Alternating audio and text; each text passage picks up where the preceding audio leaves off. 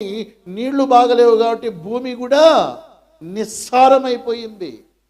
ఆ యొక్క కల్టివేషన్ చేస్తే సరైనటువంటి పంట రాట్లు, ఏదో బొటాబొటిగా కొన్ని వస్తాయి.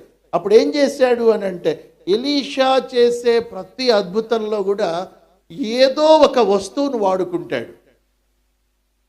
ఈ యొక్క ప్రదేశంలో ఉప్పు వాడుకున్నాడు, ఇంకో ప్రదేశంలో పిండి వాడుకున్నాడు, ఇంకో ప్రదేశంలో చెట్టు కొమ్మ వాడుకున్నాడు, ఇంకో ప్రదేశంలో ఒక ఆయన్ని 7 సార్లు మునగమన్నాడు. ఎన్నిసార్లు మునగమన్నాడు? ప్రతిసారి he uses some the other technique. దాని భావం ఏంటో అప్పుడే మనకు ధ్యానిస్తే తెలుస్తుంది. అప్పుడు ఏం చేశారు అని అంటే, అతడు 20వ వచనం, క్రొత్త పాత్రలో, ఏ పాత్రలోనంట? నీ ప్రార్థన నీకు క్రొత్తదిగా ఉండాలి ఎవ్రీడే.